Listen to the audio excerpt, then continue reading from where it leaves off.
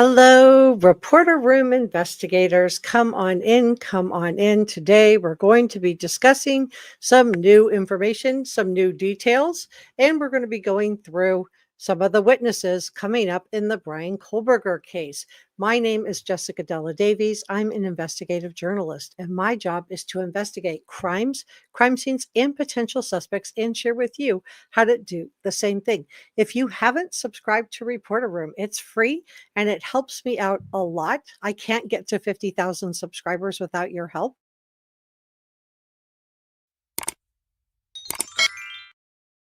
Like, share, leave a comment, and know that everything I'm sharing with you is my opinion. Today, we're going to be talking about the Bryan Kohberger case, and he is innocent until proven guilty. So come on in, tell me where you are from.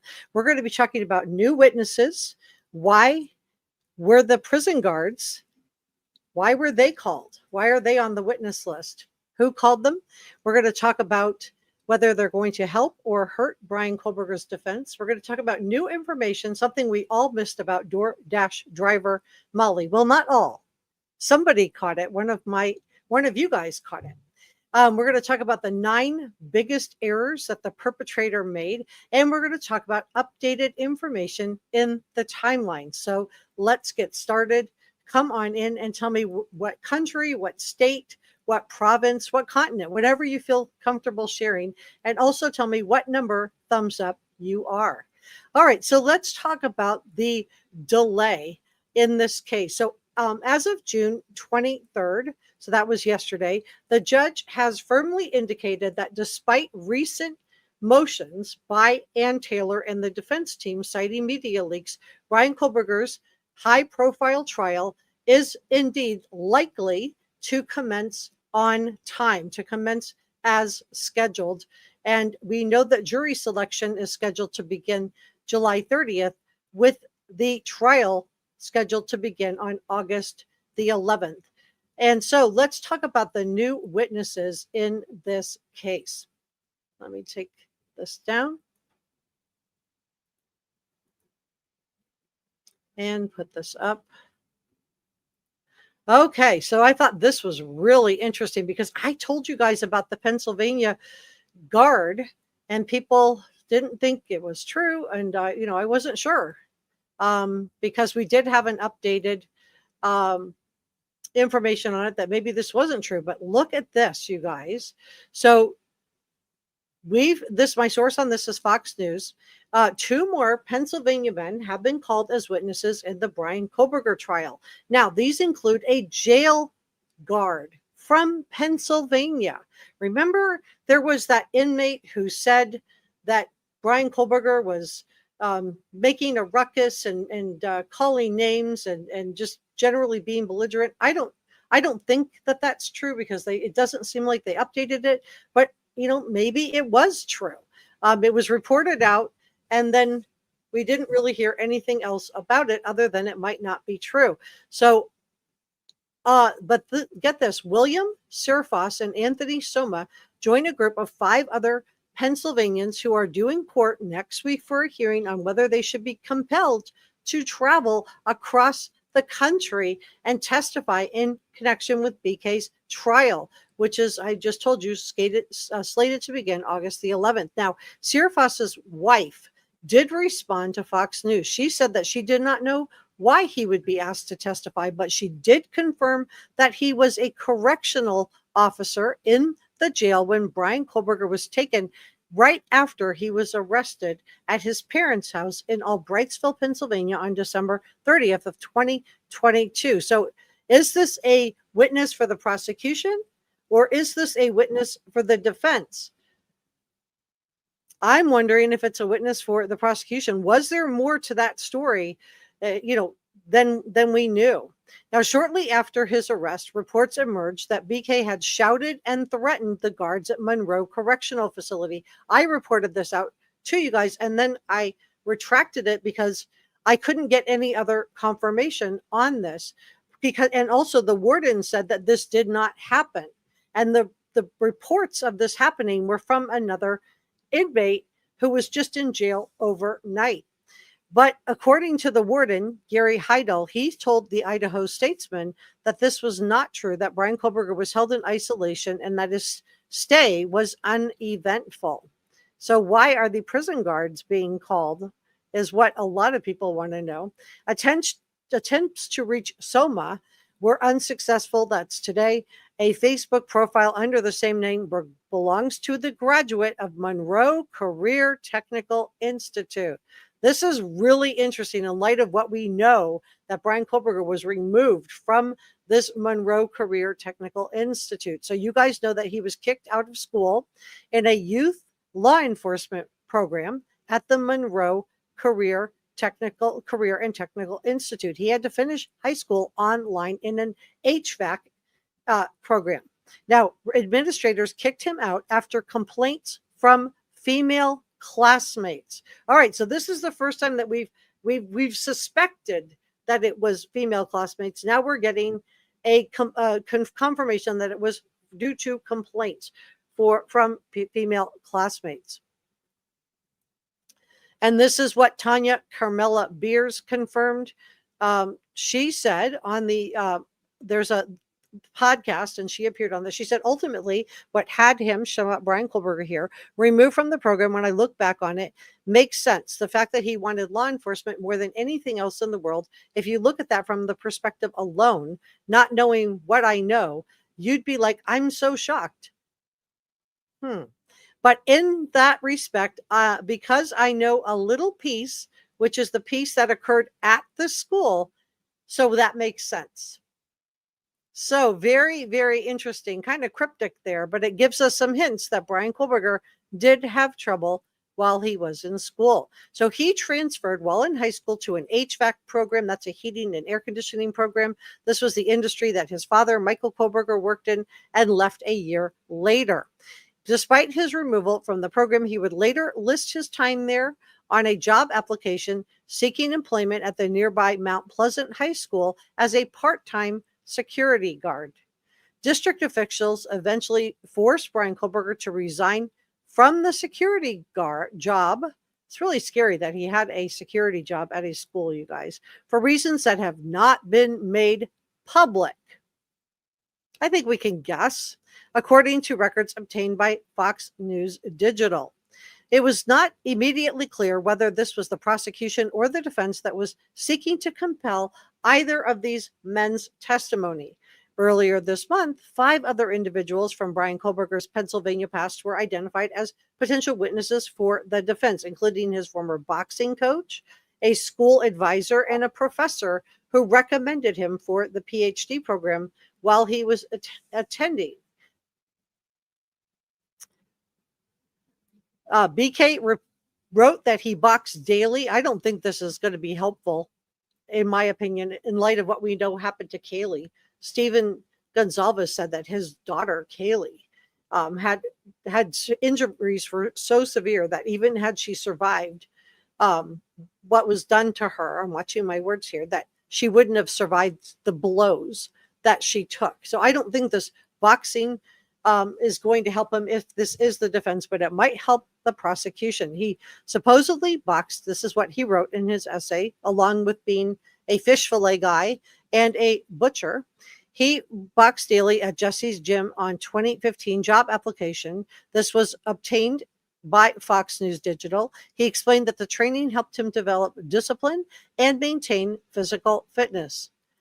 I'm not convinced that this guy's going to be a defense witness. I'm leaning that this, if it is, I think the prosecution can flip this around really quickly into a prosecution witness if Ann Taylor is going to put this guy on the stand.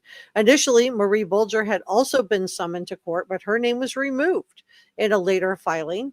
In a 2023 interview with the Daily Mail, Marie Bolger said that Bryan Kohberger was one of her brightest students and only one of 2 that she recommended for a PhD program in a decade as a criminal professor at DeSales University in Pennsylvania. We're going to talk about some new information on the DeSales lab in just a moment, so please stay with me. So She told the outlet that she had never met Bryan Kohberger in person. And I've shared with you guys that I thought one of the reasons that Bryan Kohberger was able to get through to sales without having any type of altercation with students or professors is because the classes were online. He never had to interact with anybody in person. He was also living with his parents at this time. But she said she'd never met Kohberger in person. She only taught him over email and Zoom during the height of the pandemic. She helped him work on his graduate thesis, which centered on how and why criminals commit their crimes.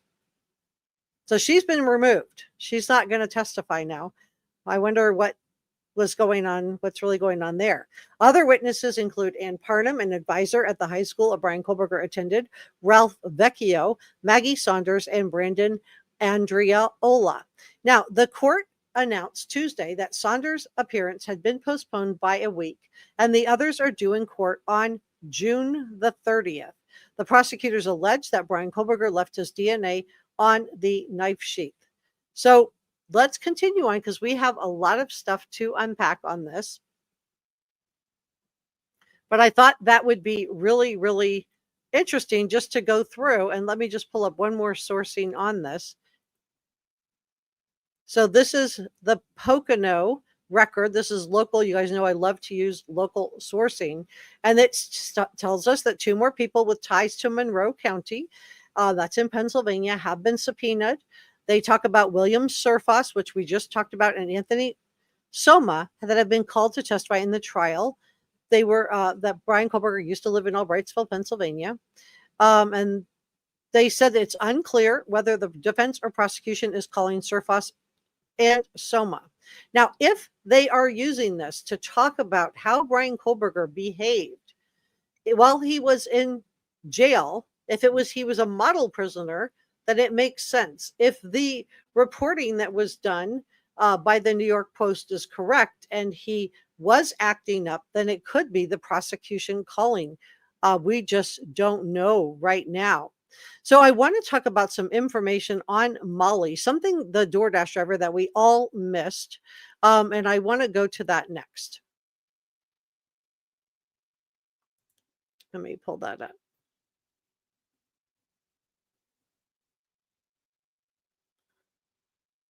Let me see if that'll pop. Okay, there we go. Got it. All right. So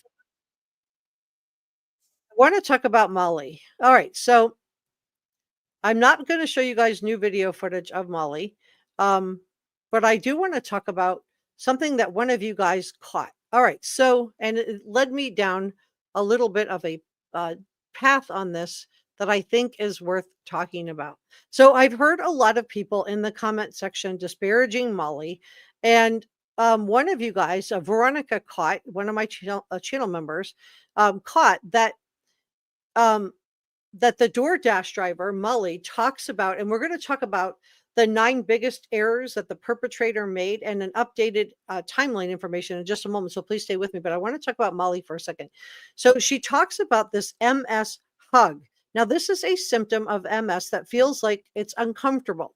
Sometimes it's painful feeling of tightness or pressure, usually around the stomach or chest.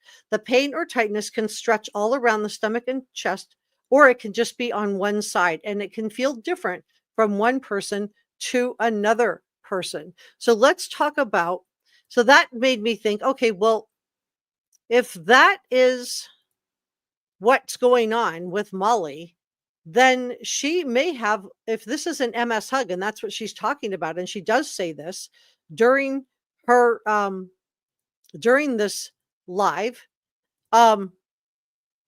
so if this is an MS hug, if that's all this is, let's talk about if Molly does have multiple sclerosis, because I've had a lot of people coming into the comment section basically to disparage Molly. But I want to talk about what the multiple sclerosis symptoms look like so that we can understand why Molly looks different and why law enforcement thought she was impaired. But as I shared with you during the Bryan Kohberger hearing, and let me just pull up exactly what the statement was. I got it here. Okay, so um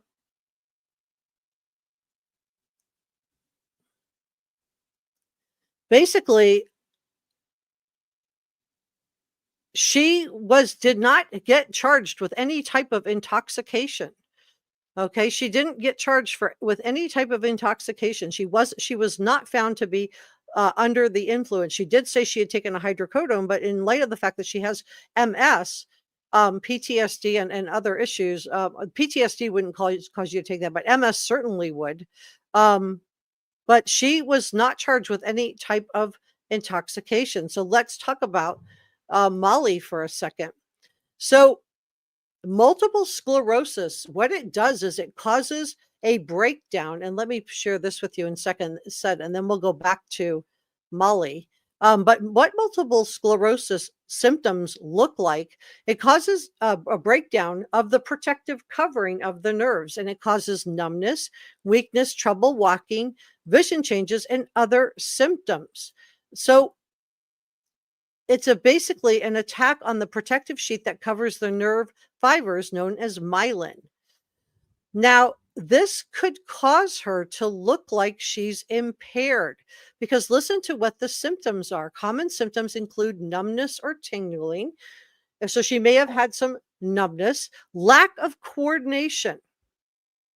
Lack of coordination is a common symptom. So for everybody who's coming in to say that she looks like she's impaired, well, she does, but she also looks like she has MS, trouble walking or not being able to walk at all. And this may be why she did not get charged with driving under any type of intoxication. Weakness, part or complete loss of vision, usually one eye at a time. Vision loss often happens with pain during eye movement. Double vision, blurry vision, dizziness, and a false sense that you or your surroundings are moving. This is known as vertigo. And this one struck out at me too. Fatigue and slurred speech, troubles with memory, thinking, and understanding information. So I think in light of the fact that Molly talks about having an MS hug, which I just told you how painful it is, this would explain why she took the hydrocodone. But 10 milligrams, a lot of you guys pointed out, if she was taking this all the time, shouldn't have really impaired her. But if she has MS, this would be what looks like, in my opinion, why she looks like she's impaired. And why she didn't get charged with being impaired. She didn't get charged with being impaired because she's not impaired. She has MS. So I just wanted to share that with you guys and what the signs were, because I just thought, Molly's gotten a tough rap on this.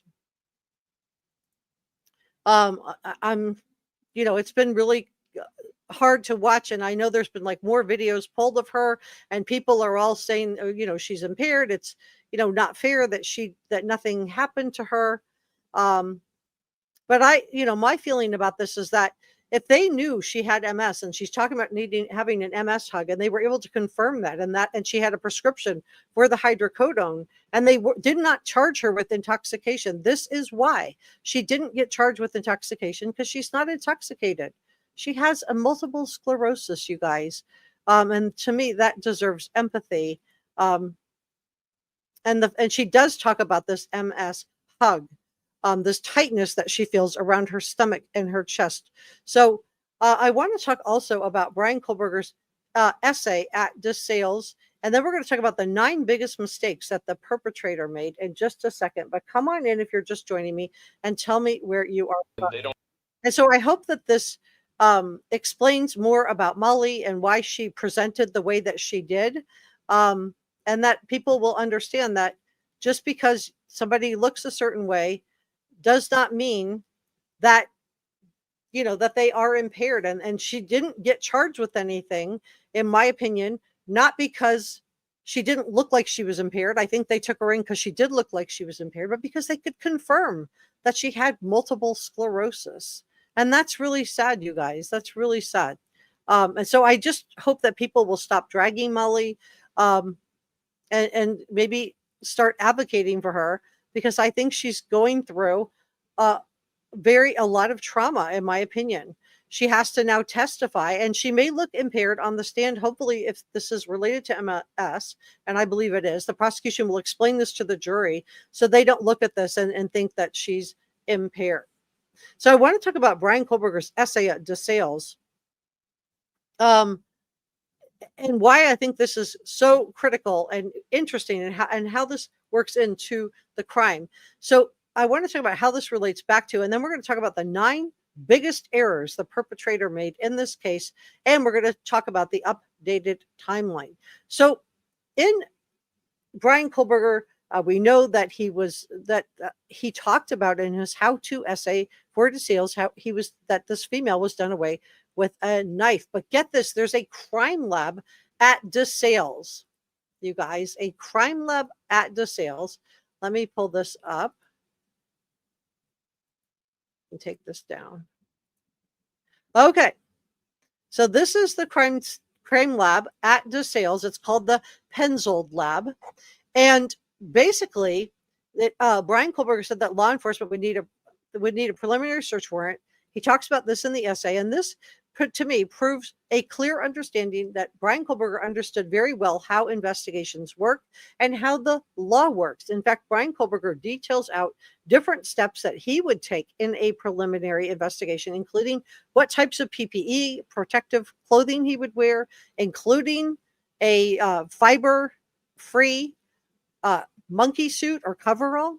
He talks about what he would wear to avoid contaminating a crime scene. He talks about protective clothing, boot covers, eyewear, fiber-free overalls or coveralls, face masks, hair nets, gowns, and anything that he said, quote, will protect me from contaminating the scene with things that I bring in with me.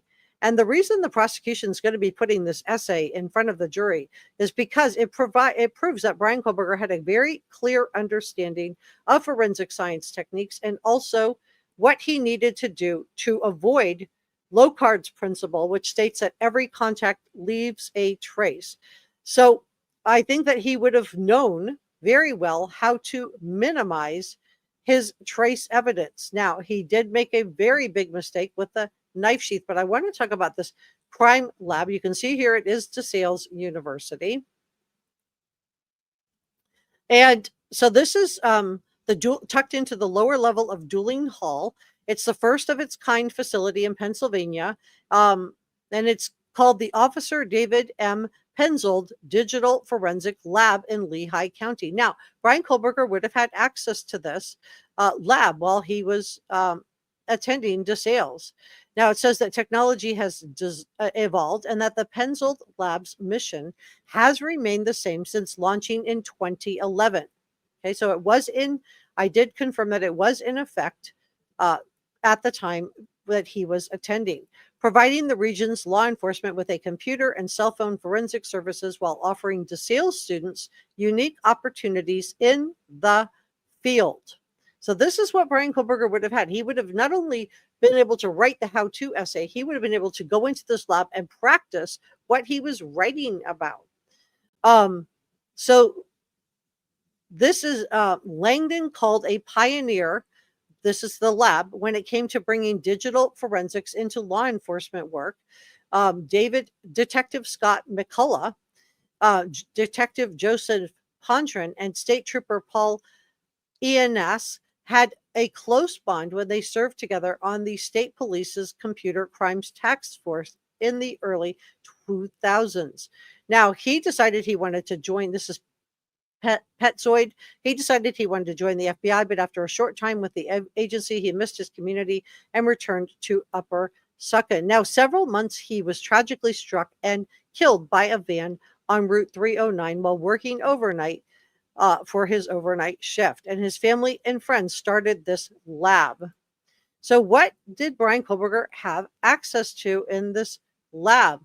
Well, it's not just for people interested in digital forensics, which we know Bryan Kohberger applied for a job with the Pullman Police Department to teach them how to use technology to solve crimes, but it's also interested in anything digital, cyber crimes, cybersecurity, and anyone in the criminal justice field. It's really important to understand how the world's youth and kids are being raised on this technology. And it says here, you learn a lot, you do hands-on work. Many times Scott will put you into the office and show you what different applications look like. So I think that it's really interesting that that he did have access to this lab. And I think that this does tell us that Bryan Kohberger did have access to information um, that would have helped him with the crimes. Now, does this mean that Bryan Kohberger is a criminal mastermind? No. If he is found guilty, he made 9 critical errors. Let's go through those errors, and then we're going to talk about an updated timeline together. Come on in and tell me where you are from. Error number 1, he drove his own car to the crime scene. It stuck out like a sore thumb because it did not have a front license plate. I think he thought he could do a cover-up by changing his tags out, which he did do 5 days after the crimes. Number 2, he meandered to and from the crime scene on November 13th of 2022. In my opinion, this was to look like he was out stargazing and also to avoid CCTV cameras. And so I don't think he was out stargazing that night because we had a cloudy night with ice fog, you guys. So I think we're going to see meteorologists, weather specialists take the stand for the prosecution. This wasn't smart because there was ice fog, and no jury is going to believe that he was out stargazing on a night with ice fog. And even worse, he did not even manage to avoid all of the CCTV cameras and the doorbell cameras. He was caught on multiple CCTV cameras and doorbell cameras. We know this because Ann Taylor was complaining. She filed the motion that she wanted all of the footage of the Hyundai Elantra to be thrown out because she didn't have time to go through 12 hours of raw footage. Think about that, 12 hours of raw footage of the white Hyundai Elantra. And what have we seen? Like maybe 30 seconds, maybe a minute of that, and there's 12 hours, you guys. Number 3, Bryan Kohberger left his DNA on the inside snap of the knife sheath that was found underneath and to the side of Maddie. Juries love DNA, and I think this is going to be a huge part, not the whole part, but a big part in his downfall, in my opinion, for the trial. 4, Bryan Kohberger purchased the K-bar knife, the K-bar knife sheath, and the knife sharpener on Amazon. He had it shipped under his own name to his parents' address, and he even checked on the shipping of when it was going to arrive. And remember, up until he moved to go attend school at WSU, he was attending classes online, not in person. And he was at home under the roof of his parents. And I think this is how he got through DeSales without any type of altercation. So let's go back to that paper, that how-to essay that he wrote. And let's look at all the mistakes that Bryan Kohberger make. And one of the, most kind of awful parts of the paper is he writes, does she have defensive wounds? Are there hesitation marks on her? So he wrote a hypothetical on how to do away with a female in this. He said, are there multiple stabby, watching my words here, wounds? These must be photographed and taped. And so this showed that Bryan Kohberger knew full well, this how-to essay, which is why the jury is going to see it, on how evidence would have been collected and how a medical examiner was going to look at the wounds. He wrote, the knife should be photographed under adequate light, and a marker should be placed next to the knife to give the best photographic representation of the evidence. So we're going to talk about updated information in the timeline in just a moment. So please stay with me. But in the past, I've shared with you, I believe that Bryan Kohberger used a K-bar knife, and tell me, let's do a poll on this. I'm curious if you think that the K-bar knife, that he chose K-bar. One, I just want to say this K-bar knife is a military knife. It is specifically for use on human beings. It's not for hunting or fishing or camping. It is a military weapon that is used for human beings. But I think Bryan Kohberger chose K-bar. I think he liked the idea of K and bar, which is a K and a B, because his reverse initials are BK. And I think he wanted to just say, this is the other side of me that you don't get to see. I'm going to flip my initials and be the K-bar schmurderer. So I think we're going to have to wait for the trial to come out to find out more about this. But I think that it may have been left intentionally. Maybe it was an accident. I don't know. But I'm curious if you think that the K-bar was chosen specifically, and we're going to do a poll on this, put a yes or a no. It was chosen specifically because of the initials K and B in the name of that particular knife. He also wrote a how-to essay, and he said in this how-to essay, the knife should be examined for latent fingerprints to be logged separately. Same with the coat hanger, doorknob. So again, this is a case about a female that gets done away with in this manner. So in my opinion, he was already thinking and fantasizing about this. The fingerprints to be logged separately with the same coat hanger, doorknobs around the house, upended furniture, cell phone, and virtually any physical evidence big enough to grab him. So in my opinion, this explains why he did not close the patio doors on the second floor, where I believe he made entry into the house. He would have understood Locard's principle, which says that every contact made leaves a trace. And we're going to talk about organized versus disorganized crimes and people who commit crimes like that. Was he organized or was he disorganized? And we're also going to talk about an updated timeline in just a second. But he also wrote, and this is really chilling, you guys. He wrote, crimes of passion are rooted in emotionality and impulsivity. If that is the case, we can count on there being latent fingerprints on the doorknob, all over the knife and the victim. So a lot of people have come into the comments to say that they believe that Bryan Kohberger was set up in some way. And, and my response back to that is, if he was set up, why wouldn't they have, why put just a little bit of DNA on the inside snap of the knife sheath? Why not just, really smear it around and make it look good? So that's my question back on that one. Of course, we know that on November 13th, that there weren't fingerprints left everywhere. He would have been fully aware from the how-to essay and from working in this crime lab in Pennsylvania of not wanting to leave his prints on the doorknob, on the knife, or on the victim. His big mistake, in my opinion, was leaving that knife sheath behind, either as a calling card and intentionally, or by mistake, because he was caught off guard when he went into the room and found Kaylee in the room. So I do believe he wiped that knife sheath down, but a little snap caught just enough of his DNA for them to be able to match it to Bryan Kohberger from the cheek swab that they got a court order from in the octillion, which is million is 1, billion is 2, octillion is 8. So almost more than there are people on the planet. So there's some other really creepy parts of this how-to essay, but let me check in on your poll, you guys, of what you guys think. I'm looking for yeses and nos. Do you think the K-bar knife was selected because of the initials K and B? That is the poll question, if you are just joining me. And thank you to Njaz and Barbara from Wadding. Jennifer says he wasn't looking for a girlfriend. If that had been all he wanted, he would have dated his colleague that had a romantic interest in him. He wanted a victim. Thank you so much for modding today, Wicked. Hi, Michelle. Thanks for modding today, Kathleen. Zero says, if he could have easily gotten some poor woman on his hikes. Right. This was a statement, in my opinion. This was a statement. So Anna thinks it's a yes, yes, yes. And we're doing, if you think that the K-bar knife was chosen because of the K and the B, let me know with a yes. If you think it wasn't and it's just a coincidence, put a no. Linda says he might have wanted people to think someone who had been in the military did the crime. Tina said yes. Hi, Michelle. You can back up the chat. I'm glad you're here. Unspoken Stillness said the weapon certainly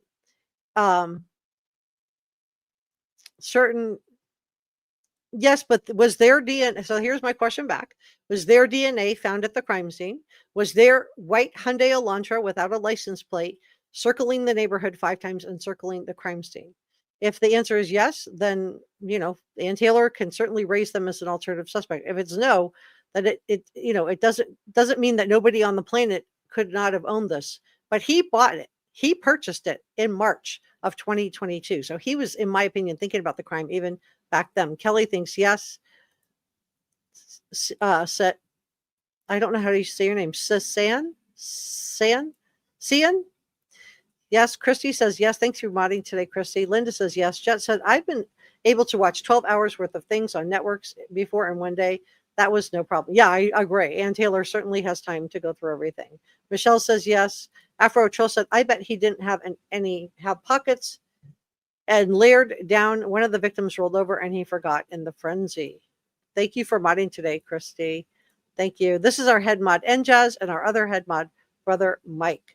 All right, so it seems like we got a lot of yeses. I didn't see a lot of knows. And Dynamite say, today is a double shot Tuesday. Double tap that like button. Thank you, Dynamite. And Barbara says she shared on social media. Thank you, Barb. Dee says, no, it's a hand-to-hand combat knife, extra sharp and balanced. And here's our other head mod, 6 cents, Amelia. Good morning. She's on New Zealand time. Mods, reporter room community, listening along. It's good to see everyone. So let's get back to this. We have a lot of stuff to unpack. So I want to go through more mistakes that Bryan Kohberger made, and then we're going to talk about the updated timeline in just a moment. So please stay with me. So number 5, he turned off his cell phone during the crime. His cell phone was pinging along his meandering route. So he did meander around, in my opinion, to avoid CCTV cameras and also to make it look like he was gazing at the stars. But his cell phone was pinging along on his route to Moscow, Idaho. It's pinging again on the way back to Pullman, Washington, which was about 15 minutes away. But at the very time of the crimes, despite having nearly a full charge, his cell phone is inexplicably switched off. Now, I've had somebody come into the comments to tell me it was because it was cold that night. There's no evidence that he had heat in his car. We know his dad and he drove back from Pullman, Washington, back to Albrightsville, Pennsylvania. So there's no evidence that his phone was switched off due to the weather. He was inside his car.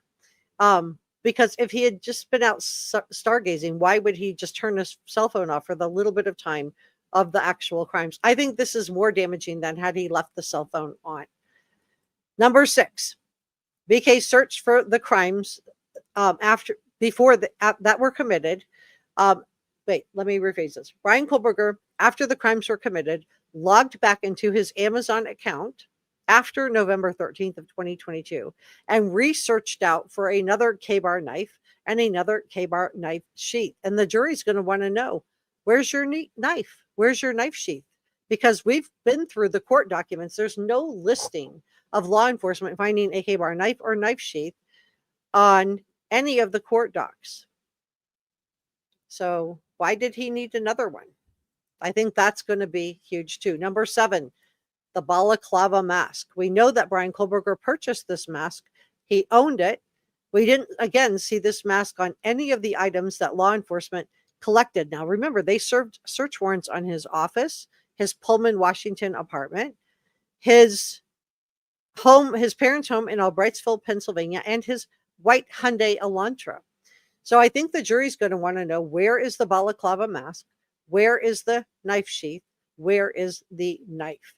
And he was living in Washington State, where it does get very cold. So where is this balaclava mask?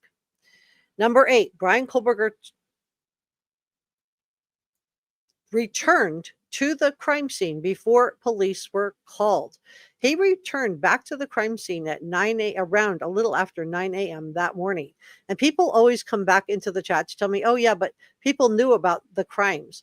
I have not been able to find any credible information that people knew about the crimes around 9 a.m. this morning. If you have some credible sourcing, let me know what that is.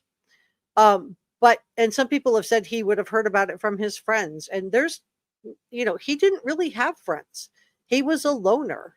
He was an incel. And I don't think anybody was contacting Bryan Kohberger to tell him about the crime scene. He went there that morning because he was expecting law enforcement to be there, or he was desperate to get that knife sheath back. Maybe both. Number 9, biggest mistakes the perpetrator made. Number 9, Bryan Kohberger allowed himself to be seen by Dylan in the house. I don't think he saw Dylan. I think if he had seen her, she would have been done away with. And I know people think he was tired and maybe hurrying, and maybe he was, because we do know that Dylan heard someone call out, there's someone here. But it could also be that he didn't do away with Dylan because he didn't see her. She was peeking out of her door. And he, supposedly has some type of visual snow, which can just affect your periphery. But it could also just be that it was dark. And she also tells law enforcement, and I think they asked her, how come he didn't see you? And this is where I think the comment, I was in frozen shock phase, came from. I think the frozen shock phase doesn't mean she was in frozen shock phase for hours, because she tells us that through law enforcement, that she locked the door. I think she just froze. And animals do this in nature too. This is a common thing that humans and animals do to survive. And she did survive. She did survive him. So I think that Dylan tells us that she closed the door and that she locked it. And I'm sure I'll get comments on how smart Bryan Kohberger is and why would he drive his own car and why would he leave his DNA on the knife sheath. And my response to that is that he just wasn't that smart. He thought he wasn't some type of evil genius. His IQ is just, average. He had terrible social skills. I don't think he had like any sense of how his behaviors impacted other people. I think he idealized Elliot Rogers. I think he was Papa Rogers, in my opinion. I think he was an incel, and I think he saw 4 vibrant, beautiful young people hanging out, having friends, having a good life, and he chose Elliot Rogers' Day of Retribution, which was a big party weekend in November in 2013. He couldn't go back in a time machine to 2013, so he chose November 13th and a big party weekend, and he chose the big party house. So let's talk about Bryan Kohberger working as a fish fillet and as a butcher. I think having both of these jobs, people say, oh yeah, but he didn't last at the fish fillet job because he wasn't good at it. No, he didn't last at the fish fillet job because he was awful to the customers. He had terrible people skills. This is what has been reported by the owner. Now, he also worked as a butcher. And I just have to tell you that filleting a fish is not hard. I learned how to do it when I was in first grade. I was 6 years old, and my mother taught me how to fillet a fish. So it's not hard at all. I could do it in first grade. So he certainly didn't get let go from his job because he wasn't able to do it. But I think that he was not being nice to customers. He was having interpersonal relation problems, just like he did at every interaction that we've heard that he's had to do in person. So, and then let's take into account what he was into. I mean, he was into what Sean Diddy Combs is being charged with, right? That's what he was into. That was what he was into. He liked non-consensual. That's what he watched. That's what he was into. And so I think that it's a dumpster fire, this how-to essay, in my opinion, for Bryan Kohberger. So let's talk about disorganized and organized offenders, and then we're going to talk about an updated timeline together. So organized offenders and disorganized offenders, this was a categorization that was done by the FBI. If you saw the Netflix series Mindhunter, it's really good, by the way. You'll learn a little bit about how they categorized offenders.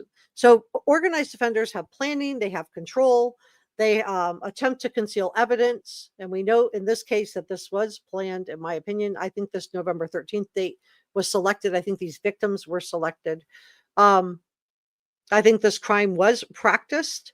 I think he did practice with the K-bar knife, which is why he needed the knife sharpener. We know that the crime scene, they attempt to conceal evidence. We know in this case that he would have known how to minimize his DNA transfer. Dylan did say she saw someone dressed all in black, wearing a balaclava type mask. And I believe, and Bethany saw somebody taking something off and dropping it into a bag. And I believe that was the coverall that he wore. They are described as socially competent, intelligent, and capable of maintaining relationships. I don't know if he was really that capable of maintaining relationships enough to attend school online. Some examples of organized offenders include Ted Bundy, Joel Rifkin, and Dennis Rader, who was the BTK perpetrator. So let's talk about disorganized offenders. So they are usually impulsive and spontaneous. They don't do a lot of planning or forethought. I do think that this crime was planned. I think this date was specifically chosen. I think the K-bar knife was specifically chosen. They leave the crime scene in a very chaotic way. They're often may use very overwhelming force with minimal attempts to control or restrain the victim. Now, this part does fit him. The personality is often characterized by social isolation, which I do believe Bryan Kohberger was socially isolated. Low intelligence, I don't think this applies. I do think he had not high intelligence, just average, and poor social skills. An example of a disorganized offender would be like somebody like Jack the Ripper.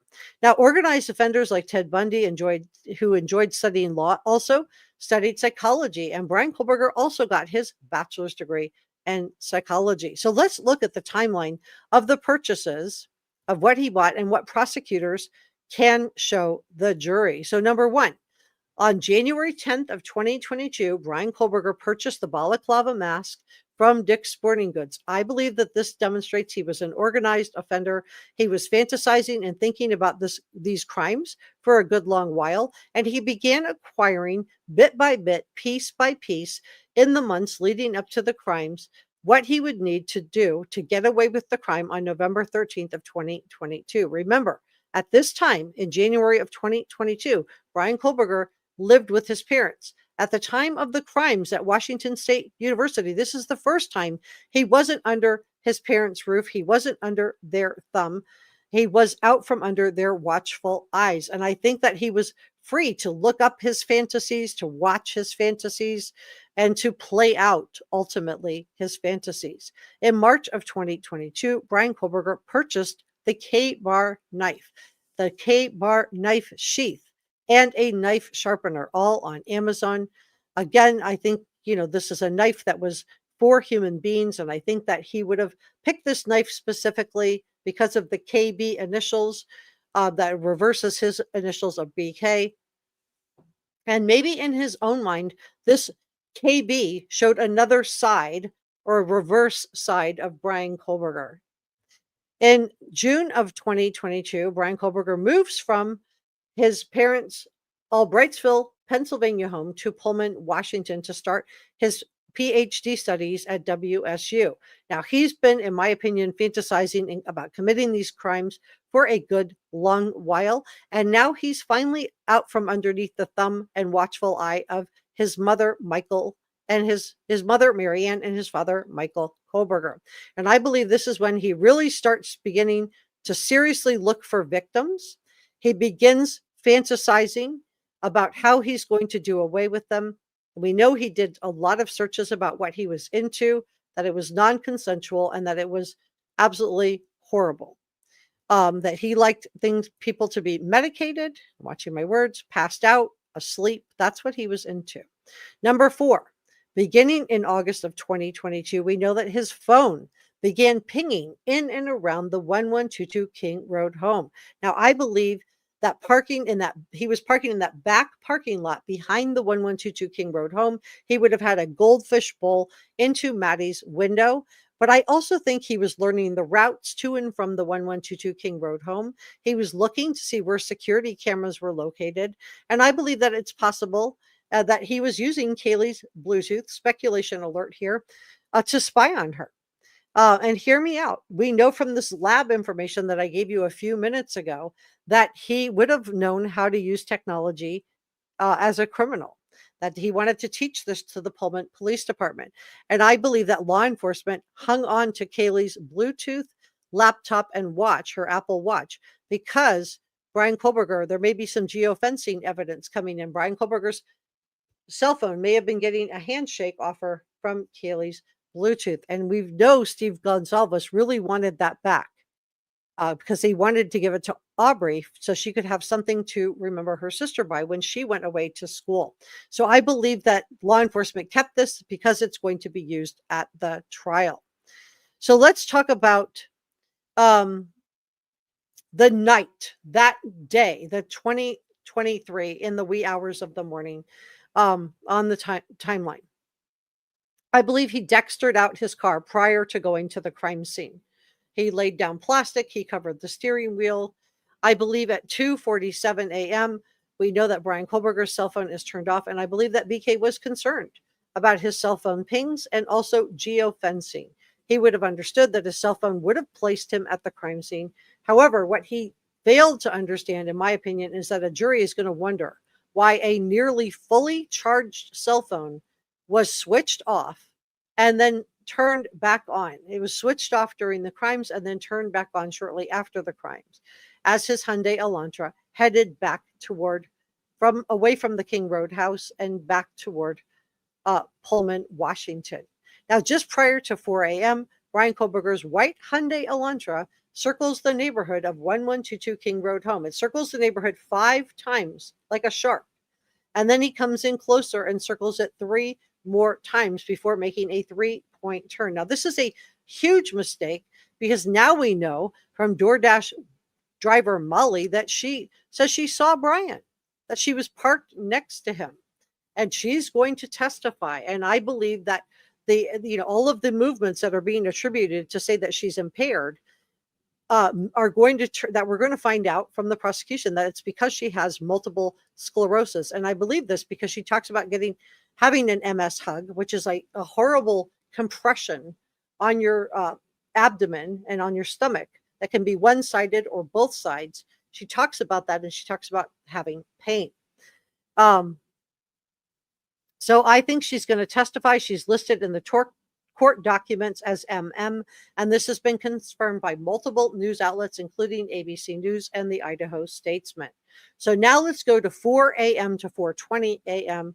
The white Hyundai Elantra parks and enters the house through the second floor patio doors, leaving the doors wide open. Again, I think this would be to minimize DNA contact. Also would provide a fast escape route for the perpetrator. Perpetrator heads up to the third floor where he does away with Kaylee and Maddie. And I've shared with you guys, I don't think these crimes sounded like what we think they sounded like. A lot of people have wondered why Dylan and Bethany didn't call 911 sooner.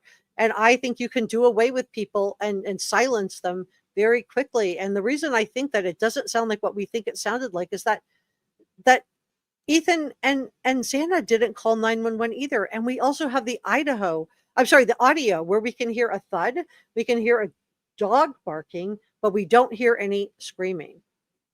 So I think that there's a reason for that. But between 4:20 and 4:20, the car is parked. He heads up to the third floor. He goes up to Maddie and Kaylee's room. I'm going to watch my words here. Does what he does. Comes back downstairs. I believe Xana came out and either saw the patio door, felt the cold air from the patio door, or heard some noises and called out, "There's someone here." She just didn't know what she was hearing.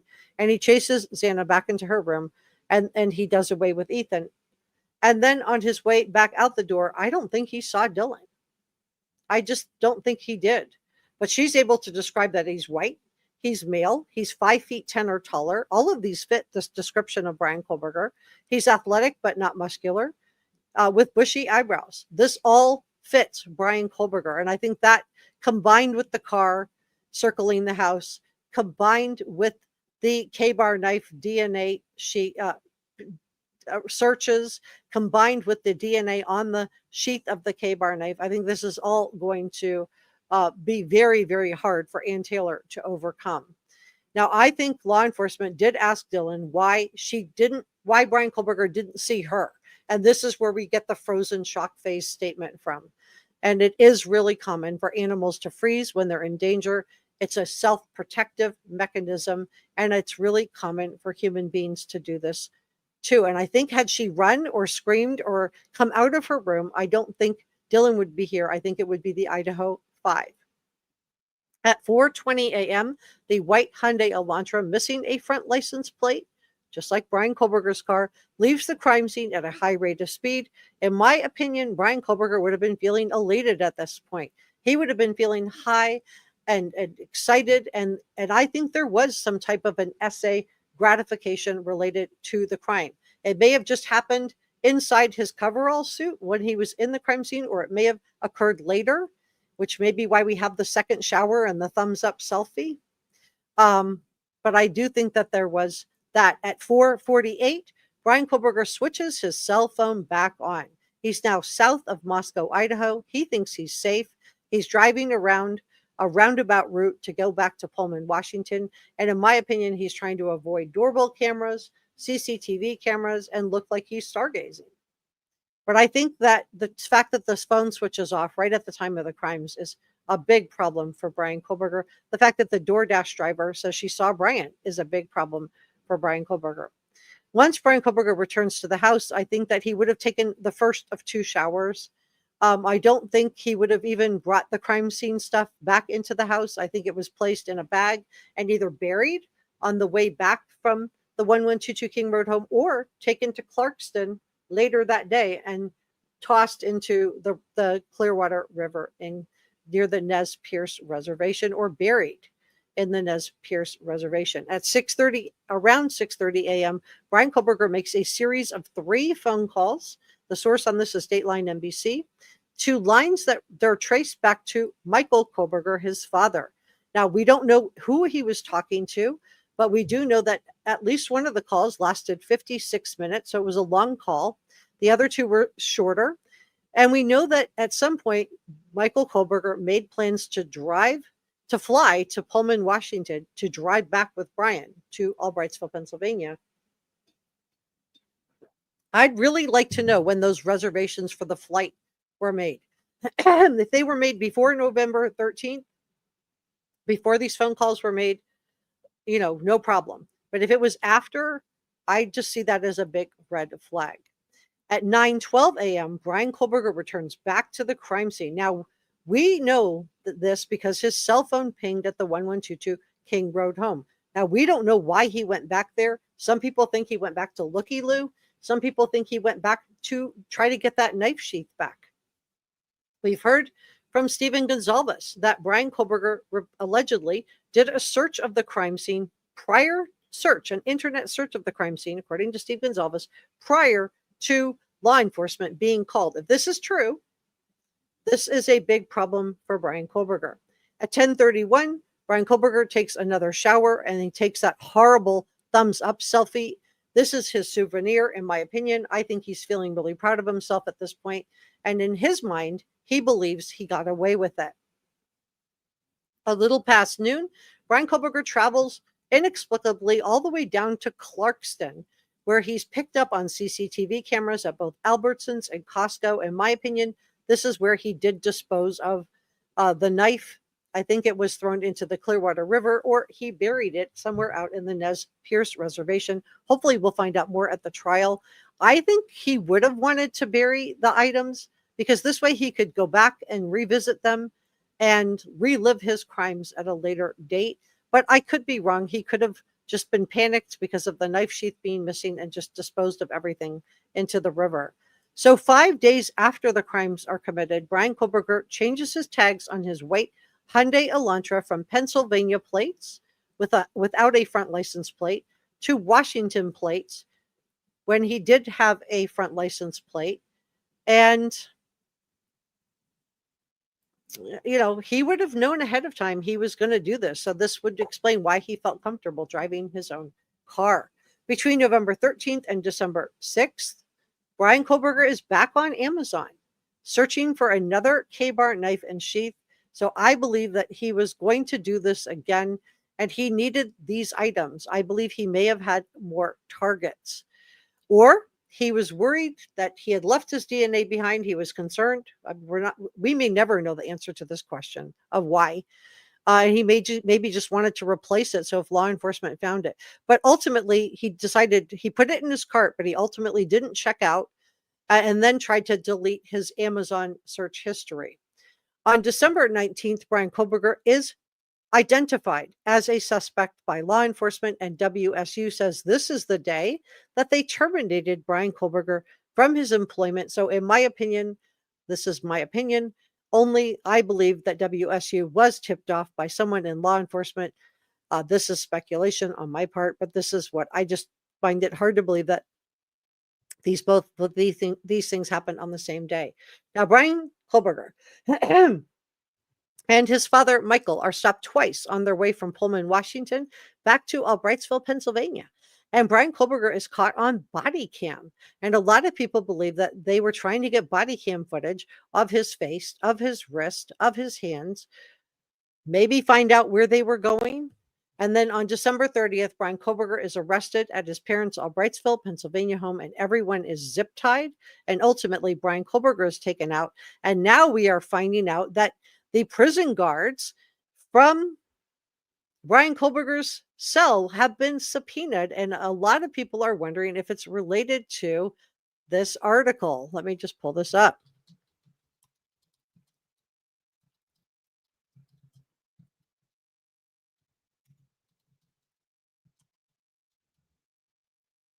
So,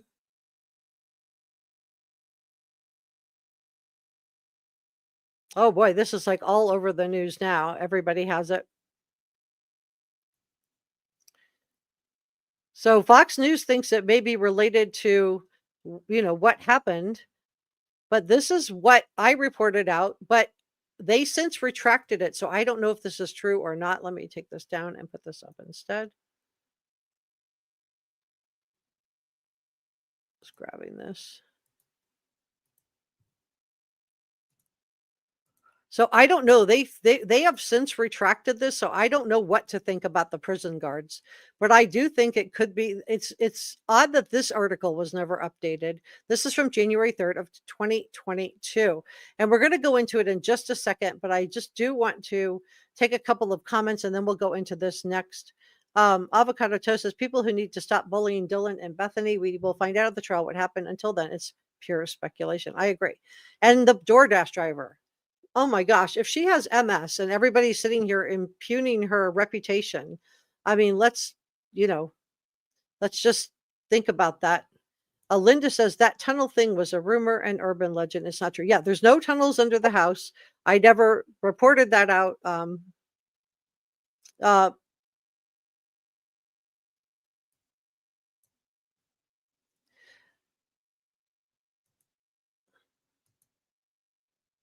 Barbara says, I honestly believe we will find out at trial they have enough evidence to prove they've got the right suspect, Bryan Kohberger.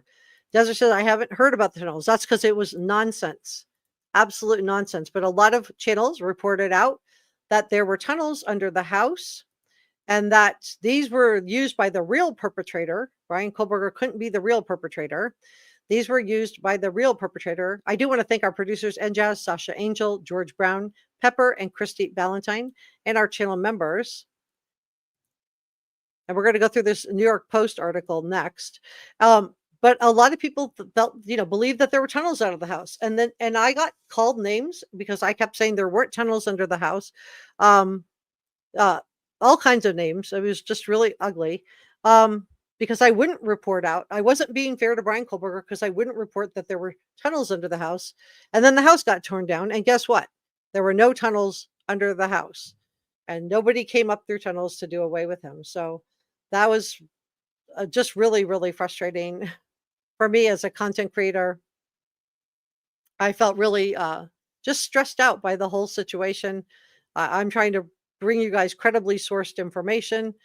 Does this mean there's not some speculation? Of course not. We're talking about this case, but it is really concerning. I do also want to do super thanks and coffee gratitude to Brother Mike, Esmeralda Real, and Great Eye Sparkle for the last live stream that we did and gifted channel memberships to Njaz and Njaz for gifting channel memberships. So thank you so much for that. Okay, so let's go through this article. This has been retracted, but now in light of the prison guards, maybe it is worth taking one more look at this. So this is the sourcing on this was the New York Post, who said the warden said this did not happen. But now we found out that there's two of the guards, or at least one of the guards is going to come forward and testify. But she said that BK displayed bizarre and disturbing behavior at the Monroe County Jail. Now, just the warden said, though, that he was a model citizen. So I don't know. She said that he said that, he made threats. You can do what you want to me. I don't give a, that he was yelling at the guards. And that she could see him because she was in a holding cell. So they weren't in the jail. They were just in a holding cell overnight. So I don't know if this is true or not true. I don't think it is true, but it did make me wonder. And Fox News wondered the same thing when we suddenly hear that, all of a sudden the guard is being subpoenaed. If it's the defense, it may just be to show that he was a model citizen. If it's the prosecution, it may be to show a pattern of behavior. You guys, let me know what you think about all of this in the comment section below. Let me take a couple of comments. Yeah, you can, if you're late, you can always back up the chat and go back to the beginning. Jennifer says, who would assume that the people you're just hanging out with upstairs 2 hours ago just had their lives ended? Right. Joanne says, yes, they're searching for the knife. There was a search this weekend for the knife and the knife sheath, and it was done by Jason Jensen, and he is a good private investigator. He did work as a private investigator on the Kylan Schulte Crystal Turner thing. I don't know if this is just a a big publicity stunt at this point, or if he really is trying to find it. Brother Mike thinks it's buried. Linda says, I was there to protest the demolition of the house. I got interviewed by CNN, the Daily Mail, KHQ, and several news stations spoke with me on camera.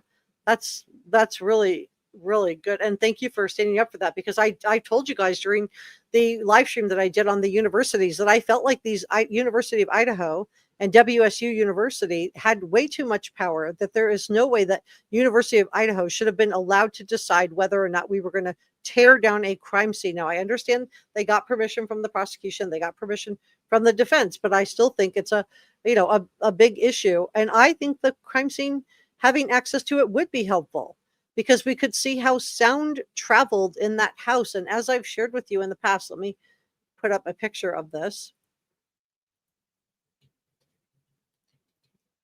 Let me show you this. I think the sound would have traveled very differently in this house, because it appears, if you look at this image here, it appears that this is the first floor, this is the second floor. It appears that there may be an exterior wall between half of the second floor and the third floor, completely cutting off the first floor. But definitely, I don't think you would hear anything on the first floor, in my opinion, from the third floor, just the way that sound traveled. But we'll never know how sound really traveled, because the University of Idaho was allowed to tear down the crime scene, and the family members were against it. A lot of people were against it, and I'm against it too. And I just do think that there's way too much control that these universities have. I also felt like WSU had some culpability, in my opinion. This is just my opinion, but I felt like they could have done some due diligence into Bryan Kohberger had they done a background check. They claim on that CSI lab that they have, which has access to 5 different law enforcement body cam footages, all of their body cam footages. They claim Bryan Kohberger didn't have access. They claim that they had a FBI certification, whatever that means. That's not a background check. They didn't say background check, but they claim they did a background check. Well, if they did a background check, then they should have been able to pull up the fact that and they had just done some due diligence on his resume. He had listed on there the fish fillet job. He had listed on there working as a butcher. He had that listed on his resume. If they had just done some due diligence on his resume and why he was let go from certain jobs, they might have been able to stand up for their WSU female students who were coming forward to tell WSU that they were having problems with Bryan Kohberger, that he was following them out to their car. Let that sink in. Just imagine that's your daughter, your child, your sister, your friend, and this guy is following her out to her car, grading her differently than the males in the class. And they let this go on. They let him finish out the semester. Wicked said, I think the knife is buried. Also, he didn't have a digging shovel in the car for nothing. Yeah, we know now that the shovel in the car was not for snow. It was for digging. I do want to say thank you to Njaz and Donna. If you're a channel member, drop me a comment so I can say thank you. Betsy says, sounds like not convicting him. The sheath circling the house like a shark, purchasing the knife. His actions are more than enough. Neighbors were tired of the strangers looking at the house. Thank you for watching today, Kathleen. Hi, Kay. Hi, Midwest. Hi, Pam. Pam says yes. Ciro says, after the altercations and complaint, WSU should have called law enforcement. Yeah. And they didn't get rid of him until he started having altercations with a male professor. So all of the problems that he was having with the female professors were good. You have to get more evidence. But once he's female students, I'm sorry, not professors. But as soon as he started having problems with a male professor, then WSU finally takes some action. I think they could have taken action before. And if they didn't do any kind of a due diligence to hire him before, certainly once the female students came forward, HR could have used that as an excuse to go back through his resume and check and see if he lied about anything to get him removed at that point. And they didn't do it. They didn't do it. Joanne says, my child is 31, served in the Navy, is a nurse, and living on the other side of the country. I worry about her every day. It's a mom thing. Yeah. Yeah. Jennifer said, WSU dropped the ball here. I agree. Six Sensibility said, the live stream of, oh, no, we're not doing Lily and Jack next. I am doing a live stream on, I am going live after this, and we're going to be talking about Suzanne Morphew and Barry Morphew. We're going to be talking about that next. If you want to follow me over, we're going to talk about that next in November in Moscow. Blackhawk says, makes me wonder if they sell shovels at Albertsons. Brian went the next morning. Yeah, we'll find out what he bought, but we probably won't know unless Ann Taylor objects to it until the trial. Lisa said, I meant tugged at heartstrings and they should have never torn down the house. I think at trial we'll hear all kinds of creepy things he has done through the years. Yeah, I think so too. I do want to say thank you, Donna and Enjaz, for modding today. Thank you, Kathleen, for modding. Why do people think it was buried? Well, my thought is, and this is just an opinion, my thought that he buried everything is because he would have wanted to go back and visit it to relive the crime. Thank you for modding today, Kathleen. LA says, sorry to backtrack to the 911 call. No disrespect to the survivors, but did anyone hear DM whisper, poor Kaylee, after they came out of the house with H? Did anyone hear that? How did she know? I think it could be if that, a lot of people have attributed hearing things. I think we don't know for sure exactly who was saying what, but I think we're going to have to wait till they take the stand to find out more. So I'm urging caution. Zero says, clear because the house has been added onto twice. Some walls are exterior and probably interfered with sound. Veronica says, Steve said it was a small gardening shovel. Okay, so definitely not a snow shovel. So I think that's interesting. Dwight thinks it was buried with the clothing. Thank you, Pamela. Hi, Shady. Best mods. Yeah, we do have the best mods. You're right. Jay says, I think he buried it instead of just tossing it away because he may have wanted to come back and either use that knife again or just visit his trophy. So thank you, Donna and Christy and Edjaz and Kathleen for modding today. Really, really appreciate you guys. Linda says, I believe she actually went up the stairs and saw Kaylee. Everyone says she didn't go there, but I think she did. I don't know. Could be. Could be Hunter came up and said what he saw too. I mean, I think we're going to find out more on the Amazon special, which is coming out on July 11th because Hunter Johnson is speaking out. So we'll find out more. Free to be me said she thinks that they said, where's Kaylee, not poor Kaylee. And Blackhawk says, if I were searching for the weapon, I would start at 5904 Johnson Road. It's a home that has been for sale for years. I don't know. Dwight says he buried it because he didn't think he would get caught. He could go back and get it. All right, guys. Well, I'm going to be going over right now. I'm going to be covering the Suzanne Morphew case because, oh my gosh, they finally arrested Barry, which is great. If you want to come over and follow me over to that, I'm going to be doing that right now. So thank you so much for subscribing to Reporter Room. Thank you for your support. I can't get to 50,000 subscribers without your help. And please follow me over now to the Suzanne Morphew, Barry Morphew case. This is crazy. We have a chipmunk alibi. We have poisonous darts. We have a secret spy pen. So we have a lot to talk about, and we're going to talk about it right now.